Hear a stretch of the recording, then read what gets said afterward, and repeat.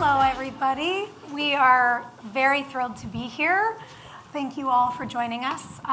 My name is Sophia Bush. I have been coming to South by Southwest for a long time, but could not be more excited about today. Normally, it's my day job that brings me here to, promote a film or a television show or something. But in addition to doing that kind of storytelling, I'm lucky enough to call Nia my best friend, and our friendship from our mid-20s in media led us to storytell around cause, philanthropy, activism, and ultimately led us through a business venture to becoming investors ourselves. So some of you may not know, but I am, and Nia is as well, a general partner at a venture firm. We are headquartered in Michigan.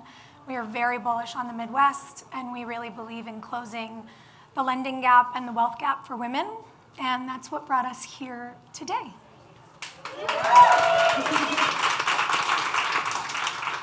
Yeah, as Sophia mentioned, we're so excited to be here today at the She Media House.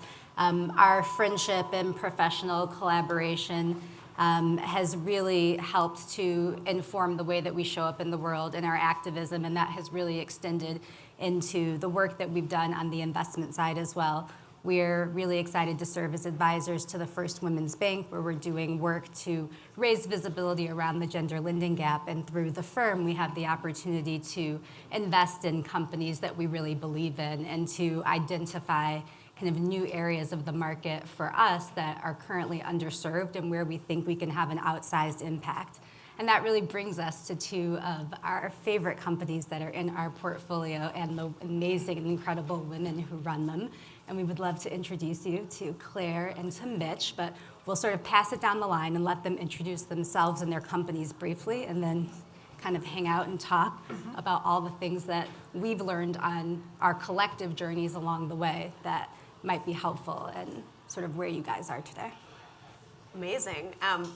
Claire Coder, founder and CEO of AuntFlow. I am so honored to have Sophia and Nia as investors in AuntFlow. So I founded AuntFlow 8 years ago after attending an event similar to this, and like 86% of women, starting my period unexpectedly, going to the bathroom and finding a quarter-operated tampon and pad dispenser. Naturally, I didn't have a quarter because who carries quarters? And at 18 years old, I thought to myself, wow, if toilet paper is offered at no cost in bathrooms, why aren't period products? They all respond to natural bodily functions. Fast forward 8 years through a whole bunch of hoopla, raising $17 million, figuring out the startup landscape, growing the business in Columbus, Ohio, and now today, AuntFlow is a free vend tampon and pad dispensing system and organic cotton tampons and pads. You can find some in the bathrooms here.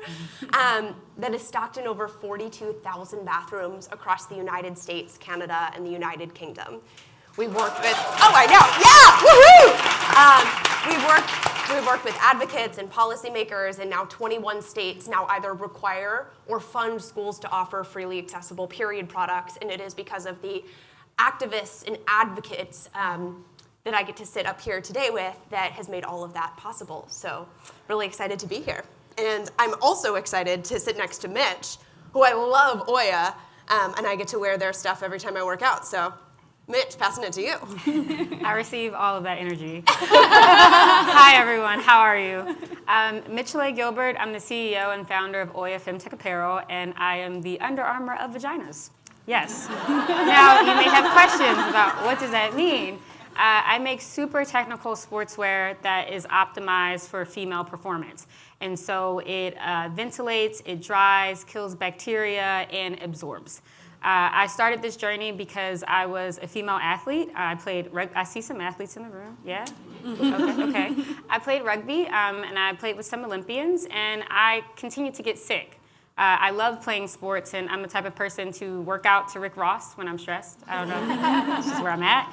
And but going to business school, I learned that our apparel is kind of like a garbage bag, and that women's apparel traps moisture and it doesn't breathe.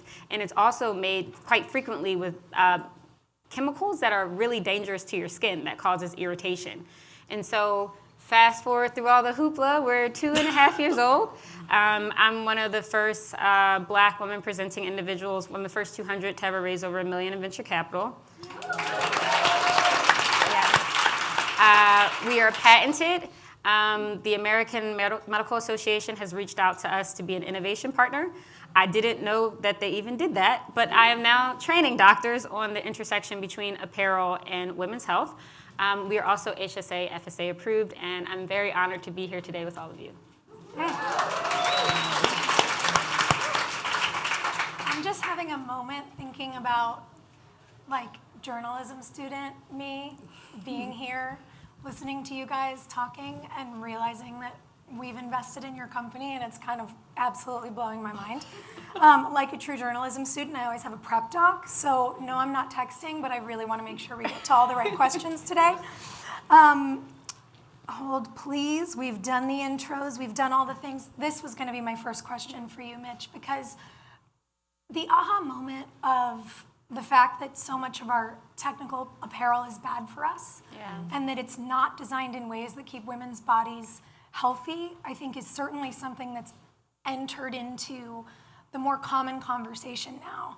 And when we were speaking earlier, especially about your company, it's not lost on any of us in this room, certainly, that women weren't included in clinical trials till 1993, that until recently they tested tampon absorption with water, not blood, because why would it matter? Women like us, and especially diverse groups of women, have never really been included in the rooms where those decisions happen. And I think it's why our experiences are often not designed for. And you came from working at some of the biggest apparel brands. You were at Nike, you were at Lululemon. What did you see there that led you to believe, as a young woman and a former athlete, that you needed to go and start something new? What was the problem you knew you wanted to solve? I was recruited to go to business school to build a fashion startup based off of a conversation off of fake Yeezys. On a Delta flight, I was recruited to go to Harvard Business School. And at that time, it was no one in my family had ever went to business school. It was very foreign to me. I had to be convinced. This man convinced me. He's like, meet my wife. And I was like, no. He was like, come to campus. I'm like, no. And I was just going to make my slow grind up to partner and die a slow death in consulting, because that's like all I knew to do. Like, just what I knew.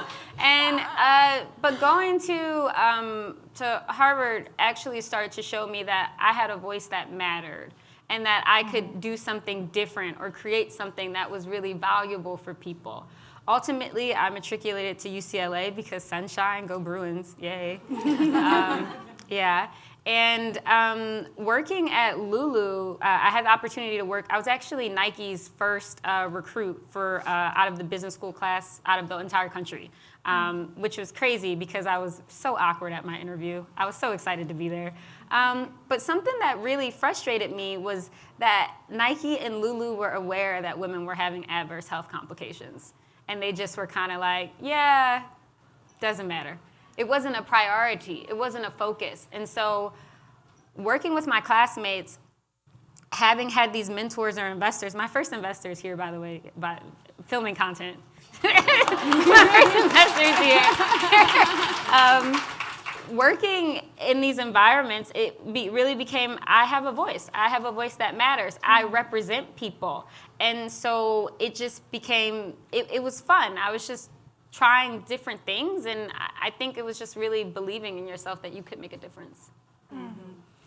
Yeah, I think also just to jump in on that point, and also to talk about, I think, why we became so passionate about being investors. We were founders before we were investors. We had a business that we ran in Detroit for a few years, and it was while we were preparing for a larger raise that we started to learn about the disparities in access to capital for venture-backed startups that were founded by women. We ended up making the decision to sunset that business, and at the same time started to really understand what the uphill battle was going to look like. We knew that only 10% of women were general partners at venture capital firms. The numbers are worse for women of color. 1% of Black women are GPs at venture capital firms in the US. And we know that it's really important to have women in these roles because of what we fund. So Mitch is talking about being at these organizations where this work was not important, this market, this demographic was not seen to be of value, like psychologically, you know, that affects the people that work there, right? Like, so it's important to build these corporate environments where you can foster innovation, but so much talent is really trapped in corporate America, unfortunately, and the opportunity to take those lessons and spin out and build solutions that can really fill gaps are the types of things that I think we get really passionate about investing in. Absolutely. And for us, people will ask us about our investment thesis, and we know that we come at it from a really interesting intersection. You know, we founded a business as a girl on TV and a girl who had been, I brag about my best friend all the time. She was at the time we were in our 20s, the youngest ever executive at Viacom. I used to love to watch people walk into rooms and ask when their boss was gonna arrive, and she was like, I'm the boss. It was deeply chic. It was deeply chic.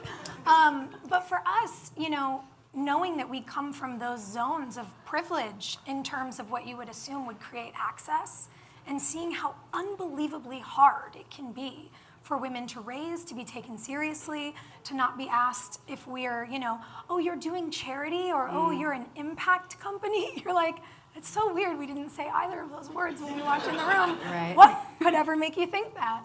And so when we take our experience, knowing what it's like to be underestimated, and knowing how many women in so many of these rooms where it happens are underrepresented, it becomes incredibly important to us from this position we're in now to make sure that we are seeking out and investing in underrepresented groups, whether that's, you know, women, LGBTQ people, underrepresented geographies where it might take, as it does in Michigan, twice as long for a founder to raise $500,000 as it does in San Francisco. We really want to make sure that solutions like the ones you two have created for 51% of the population, not niche, not charity, are being taken as seriously as they should. And for you, I really think a lot about being taken seriously. You came up with this idea at 18. You know, what was the journey like for you, and how did you know you could address such a huge problem? Well, I had to. I mean, it's wild when you're in 2016 and for some godforsaken reason, no one before us decided to make the change. And I think what's so complicated about being a woman is we deal with a lot of bullshit. We slide our tampons up our sleeve, we deal with it, it's fine, we'll make it work, we adjust to the situation, we find the childcare, we make it all happen, which for some reason we just accepted scrambling to find a quarter to get our tampon that wasn't even good. If the tampon dispenser did work, the tampon wasn't even that good. But we accepted it. It was fine. We adjusted. It was okay. We made it work. And so I had to. But at 18 years old, I grew up in Toledo, Ohio. I didn't know anything about venture capital. I moved to Columbus originally for university, had my period experience, and thought, wow, I really need to change this. And I actually did go to all of the corporations in Ohio. I went to Procter, I went to Cintas, I drove my little car around, pitching to everybody this concept that period products should be accessible. And they all said, there's not a market for that. There's no market for B2B period care. And candidly, they were right. When you look at it one specific way, there was only $200 million of quarter-operated tampon and pad dispensers, right? Like small market. But they weren't looking at it correctly. And I think that as female founders or as founders that are building things for ourselves, we can see the market differently because we are designing something that truly impacts us. And now it's clear that the B2B period product category, which I'm proud to say that I've now grown up in, is over $1 billion in the United States alone. And that is because now, over 750 schools stock AntFlow period products, and 1.9 million girls now grow up with AntFlow, and the data is clear. By offering free period products in bathrooms, it increases attendance amongst girls. So I know, isn't that amazing? So maybe the riches are in the niches. Niches. Well, it's interesting because in the way that you both found yourselves on this path to solving a problem, if you'd asked us 10 years ago when we were concepting the idea for our first startup if we were ever going to, run a venture firm and be sitting on the board of a bank. I don't think we would have said yes. But your dad had been pushing us toward really owning our role as investors for a long time. So what was the aha moment for you? I mean, obviously I know it, but I want you guys to know it. So I'm asking a question like I'm hosting a podcast right now. Like, when did you finally, as the brilliant woman that you are, realize, oh, I can do this? I've been the boss in this room and I can be the boss in this next one. Yeah, I think it's really like a practice and like learned skill set. I remember like in my early days of Viacom in our 52nd floor boardroom, there's sort of a main table where everyone sits at, and then there's seats on the periphery. And there's this kind of process that you go through where you're kind of on the periphery and then you kind of make it to the table. And you're making space for your thoughts and for your ideas. And I think that especially when I was transitioning into finance, there is this idea of maybe even having like a little bit of imposter syndrome. It's like, well, I'm not supposed to do that, so let me just sit in the background and watch. But that manifested in very active ways. We started making angel investments and being in rooms where we understood that there was a currency of information and access and opportunity, and that we were in a privileged role to be able to participate in that. But I really think it was the journey of being a founder. It was understanding the ups and downs, and I will say we met you two in the middle of COVID and made investments in the COVID environment. And watching you guys manage through COVID, which I would love to hear you talk about a little bit, I think helped to crystallize, like for me, for us, that we have to put capital to work at the earliest stages for the types of companies that we want to see become successful. And we have to be able to make investments in founders and in companies that we believe in, that we can work with through the ups and downs. And we know that sometimes that there will be downs, but we know that there will be ups, and the data bears it out. Like, we talk about this diversity dividend a lot, but it's truly quantifiable. We know like 30% higher multiples on return on capital for investments in companies that have diverse leaders at the helm, whether that be women, whether that be people of color. We know the valuations are 9.7% higher on exit.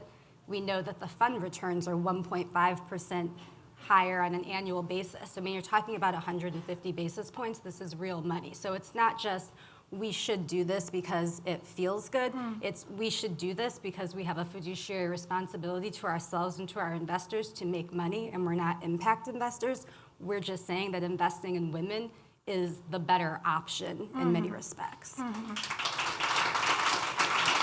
For us, the thing we often repeat to people is when the morals and the math meet and both raise, you're absolutely doing everything right. And it's exactly what you had to say to all those corporations in Ohio who were like, well, there's no market for that. And you're like, actually, it's $1 billion market, you idiots. And that feels nice when you're just like, bet on women, because we're right. Just trust us. We're right. But yeah, we would really love to hear about how each of you navigated through COVID, because I know there's founders in this audience, and a lot of people had a very hard time. We lost a lot of small businesses during the pandemic, and thanks to women, we're seeing so many new small businesses launch every month. But you both made really smart decisions, and I'm curious if there's lessons from that time that you can share with people. Raise your hand if you're an introvert.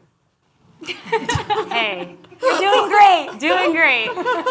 Quiet time was good for me. I blessed up. I got a six-pack. I hiked every day. I built a venture-backed company. I was doing great. But technically, on the challenging side was supply chain, right? Because we make apparel, and where is most of our apparel made? Overseas, right? So now I'm dealing with shipping delays, and can I get my fabrics? Is this factory even open? Because a lot of factories were closing. And so that, in order to create more stability in our supply chain, we actually bought it closer to home, which was in LA. Even still, there were challenges because there were factories, essential factories that were open. I remember fighting with a factory over a McDonald's order because McDonald's needed masks. And they were like, we're just going to stop producing all your clothes. And I'm like, I've already paid you. This doesn't even make sense. And so navigating those things, but I would say that actually gave us time to make the product better and better. And then being able to have a supply chain in LA gave us, with each collection, it made our window of improvement that much shorter, because when you're producing overseas, now everything's taking months because you have to ship it back and forth. One thing that I also found about being in the pandemic and being an introvert is that sometimes when you're building a business and there's these big, there's so much against you, right? And there's almost so much noise. You have to think about it as like noise. Because when you're trying to build something revolutionary that's never been built before, a lot of that you have to listen to yourself and your own instincts. And so it was, I think it was helpful for me to spend more time with myself and people who believed in me, as opposed to needing to travel in a lot of rooms where people may not necessarily have believed in me. Also, raising venture capital is a lot about optics, right? So it's like, what do you look like? And it's like casual things like height, race, skin color, all these uncomfortable things that we don't like talking about that influences how much people believe in you and how much capital they can give you for your business. So being on Zoom was actually great because I come across as 6 feet tall, you know, which sounds terrible. I mean, like, but that, I think honestly, it 100% helped. And then also, Zoom made it so now you could connect to so many different people, because as the whole venture capital landscape was like, now I could like diversify all the investors I had to meet, as opposed to traditionally doing road shows, which are me like flying into each of these cities. So I would say outside of the supply chain challenges, it was actually really good for me spiritually, but then it was also good optics wise, and then it was also great at expanding my network. Oh, wow, the pandemic. It really does feel like a decade ago, but also yesterday. I don't get it. So look, periods don't stop for a pandemic. So hypothetically, we weren't impacted. The challenge, though, is that we rely on people menstruating outside of the home. And we stock every Apple retail store, 150 universities, all of Google offices, so that was quite an issue. But Mitch, what I loved what you said during the pandemic is because there was no data, we had to rely on gut. And candidly, I'm a gut person. And so in February, I made the decision. We had just raised a round of capital. It was our seed round of capital. And I decided to wire all of the money in our bank to retool our pad production to make FDA-approved masks, which was wild. And candidly, our board didn't know about it. I just made the gut decision. Thankfully, I'm still here today, which means that it worked out. And at the end of 2020, I was proud to say that we had a subsidiary called Workflow. We delivered over $12 million worth of masks to our country. We became a tier 1 supplier for the state of Michigan, the Department of Defense, and we were then able to leverage those connections to be a supplier for other basic necessities, period products. And so I think as founders, our entire journey as founders, investors, as people, pivoting, adjusting to the situation, and relying on our gut, which I am continuing to try to refine and pay attention to, is something that I really appreciate. And the pandemic was a perfect recentering that my gut should be trusted. I love that. When do you guys follow your gut? Oh, when do we follow our gut? Yeah, The tables data have turned. versus gut. Oh. On investment decisions, especially, how do you make the call? My gut really drives how my decision about if I think I want to invest in the founder. I mean, we have, obviously a very rigorous diligence process. We have some members of my team that are here today. Very rigorous diligence process. We can attest. Ashley Reed, Joshua Tucker. Yeah, we see you. Yeah. And that's because when we make a decision to make an investment in the company, like we're all in. We have text threads. It's like, what do you need? And we always say like we're here when things are good, and we always say call us kind of before things get bad as well. I think that at the end of the day, you're really investing in people. The ability for them to be able to not just execute a strategy, but to continue to replicate the same behaviors. So consistency, tenacity, these are the types of kind of skills that I look for that are much more kind of softer skills, right? Like the numbers have to work. You have to be able to meet benchmarks. We have to be able to agree on milestones and a time period for which we can, achieve said milestones. But at the end of the day, I always kind of follow my gut in the sense of, do I think this person is going to sit on the other side of the table from me, on the Zoom from me, and do I think I'm going to be able to get an honest answer about what's happening and how we move forward? And so I think gut actually, it's venture is art and science, but the gut really is, I think, the connective tissue between the two of those. Yeah, I agree. I think for me, what I realize is if I feel like I can tell a story about you, I know that I want to be part of promoting what you do and growing what you do. So as an investor, I always pay attention to whether or not I feel like I know who I would want to introduce you to do press, how I would bring your story into rooms with me, what the commercial strategies are going to look like for products we're investing in. Those things are gut checks for me, which probably come from my day job in film and television and my obsession with civic engagement education for people.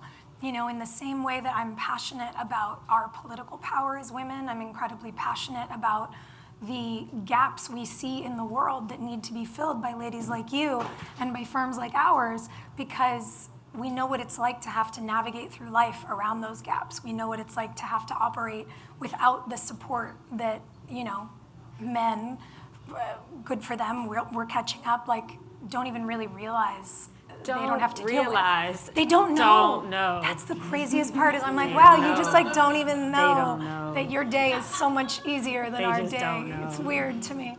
But that is the sort of initial gut check that I like to check in with for myself. And then I would say that really for us, in the close to 2 decades that we've been the best of friends, we've raised incredible sums of money for nonprofits. We've led campaigns all around the world on, for causes and for political progress. And I can't believe we have to do it this year to try to save democracy. Who would have thought in 2024 that would be a conversation we'd be having? But here we are, ladies. Vote. We have work to do. Vote.org. Vote.org. We're all wearing the bracelets. Let's go. Hey! But, in our partnership, there's also something really amazing. When Nia brought me the idea for our first startup, she said, do you think this is crazy? And I said, well, we'd be crazy not to do this. And sometimes I meet a founder and come to her and say, can you do the math? Because emotionally, I feel like this is a really good idea. And she'll bring me something and say, this feels really smart. Do you want to tell a story about this? And when something is a full body yes for the both of us, again, where the morals meet the math, where the potential meets a good balance sheet, I know we're doing something right. So I almost feel like when we both have the good gut check, I'm like, 1 + 1 = 3 in this case. We're going to kill it. And that's why we're here with you guys. Yeah. I also think, obviously, especially for some of the more technical investments, there's a technical due diligence that happens, but almost sometimes go-to-market can be more difficult than even the building of a product. And so we think about what our contributions look like in that respect. And so I actually wonder, Mitch, if you might share a little bit of what the process of go-to-market and customer discovery kind of has looked like at Oya, and perhaps how it may have evolved at different points in your journey. Yeah, definitely. Oya has had a lot of interesting pivots because we were a feminist brand that was born out of athletes, right? We're team vaginas, just pretty aggressive, hardcore all in. And yet, as we've developed this product, we've learned about. I live in an America that's kind of a bubble, right? But I live in a broader America that has a lot of different feelings about how do you discuss intimate issues. Yes, everyone has a period, but do people like talking about yeast infections? Do people like talking about bacterial vaginosis? Do people even know what bacterial vaginosis is? Let's start there. We actually do a lot of surveys where we're when you get these symptoms, what do you do? And one of the options is pray on it. And a lot of people hit prey on it. And that's no shade at all. But it's like, how do I build a product for someone who may not even realize that it's a problem? How do I build a product for someone who has a lot of shame around that problem? How do I build a product and make it more accessible? And so Oya's business model, we've actually been intentionally, I would say, pretty scrappy. We turned down some sums, and maybe this is, raise your hand if you're also one of these people who are really hard on yourself and you're like, I need to do impossible things, and like, I need to get 9 million things right before I even yeah, no, that's not always great. Working on that in therapy. But in terms of product market fit, that means that we got really operationally efficient at testing things and making sure that things work. And so now I feel like we finally found product market fit, and it feels like this very beautiful experience. And we were able to do that without raising a lot of capital in comparison to some other founders I've known. So I would say overall, the journey involved a lot of sleepless nights, just being like, how do I help save these vaginas? How? How? And a lot of customer feedback, talking with women. We've done a lot of road shows where because a lot of feminine health is kind of like therapy. I don't know if I've initiated some divorces personally, but like, girl, if you get yeast infections and he's just, I don't know, sis. I don't know. So it's been a journey. It's been a personal journey. It's been a customer journey, but putting customer first, just trying to be operationally efficient, keep asking the questions, and holding grace for a lot of women who may not be aware that this is a problem yet. We talk at AmpFlow actually holding space for folks that don't menstruate. Yeah. Because allyship makes true change. And that's what I love about Union Heritage Ventures is, yes, you both are powerful, badass women, but your team is robust. And at AmpFlow, we have end users that are our advocates, but we sell to facility managers. And think of like your local school janitor. Imagine that persona. That's my buyer persona. They aren't menstruating. And so we always talk about how do we include everybody in the conversation. That's how we make change. We call our fellas that support AmpFlow Flow Bros. So for our Flow Bros in here, let me know. I'll give you a button. Thank you for your allyship. And that's how we can all together make really powerful change. And that's what I respect about your firm especially is it's not just women, you're inviting everybody to the conversation. How do you think about that?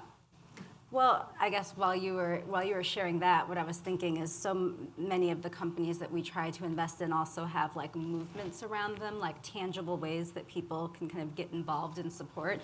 And a lot of this, and we're invested in Michigan very heavily, and so we're really understanding kind of state and local politics. And I was wondering if you might talk a little bit about kind of the legislative and advocacy strategy around AmpFlow, and maybe where people are probably from all over the country, things that they might be able to do in their backyards as we sort of progress this larger movement for we love to organize menstrual political equity. power while we organize financial wealth for women. While we've got you here. Yes, ma'am. We love policy. So at AmpFlow, we learn a lot from Jennifer Weisswolf, who I'm not sure is in this room today, but a powerful author and policy maker who has really laid the foundation for how advocacy should work around period care. At AmpFlow, we consider AmpFlow the Dolly Parton of periods.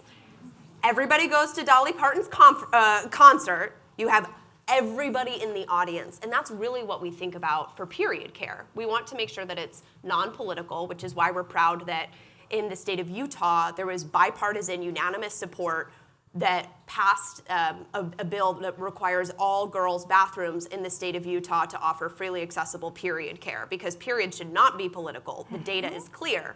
By offering free period products, it increases attendance amongst girls. And so each state is a little bit different. We speak to different audiences in every single state. We're based in Ohio, so our piece of legislation is written very differently than California and New York, but we have been thoughtfully successful because the students write to their legislators, and you all write to your legislators, and you all stop hiding your tampons up your sleeve and you start carrying it to the bathroom to demonstrate that menstruation is real.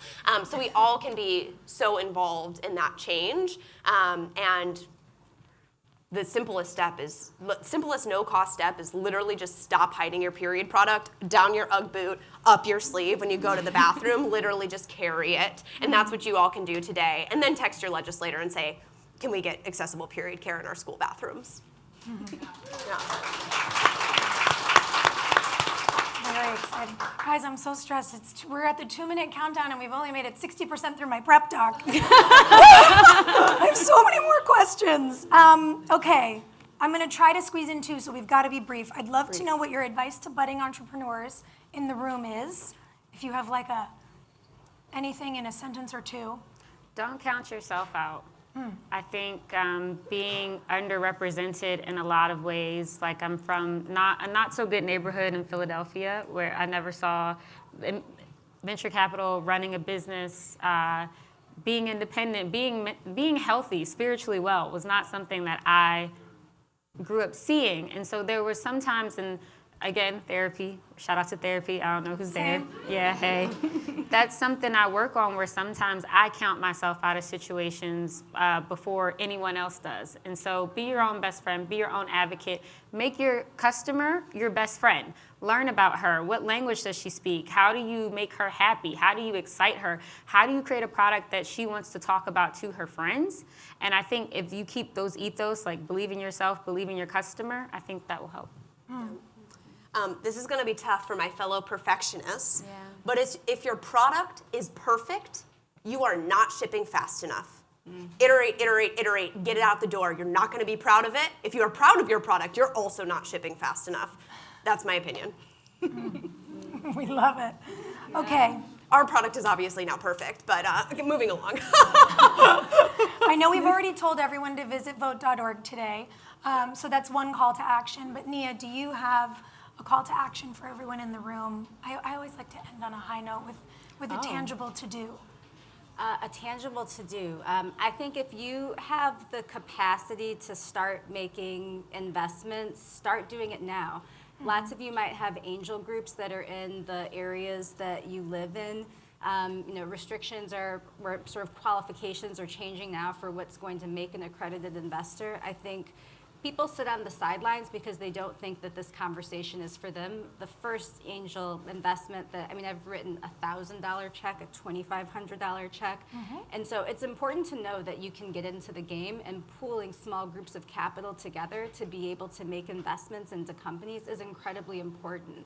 We're early stage investors, but for the most part, we invest post MVP. And so we rely really heavily on the angel community that are helping to support founders all over the country to give them that first check so that they can begin to build an innovative company that we might have the ability to invest in down the line. So I would say that if you're interested in investing in the future of women's health, to start now. Thank you. Oh gosh, I was like, I said the vote.org thing? Okay. Really, I'm just so proud to be here with you all. I'm proud to be in this room. I'm really proud to be a partner with She Media. I think, much like you said, Claire, periods, our bodies, our maternal mortality, our healthcare, our reproductive freedom, none of these things should be political or controversial. And yet, here we are in the upside down in 2024. And so I really hope that groups like us in rooms like these will remember our power. I hope that women will start investing sooner, younger, with smaller dollars, get in the game. And I also hope that we really take seriously the risk we are at as a gender this year in particular. It is a wild time when they're trying to deny you your right to not have a baby if you don't want to have one, and deny you your right to make a baby with science if you do. I hate having to talk about this stuff. I wish we were past it, but here we are. So I hope that the way we all want to see more women founders and more women of color founders and more women investors and more women general partners, I want to also see more women protected in our political system. So whether that means you're going to organize or you're going to run, we love She Should Run. If you're interested in running, visit that website too. And yeah, I think the more wealth and power we build as women, the sooner we're in every room where it happens. So that's my hope for us. And be healthy. I think there's pieces of our culture that are not focused on health. So like, go to the gym, go to the doctor. Go to therapy. Go to therapy.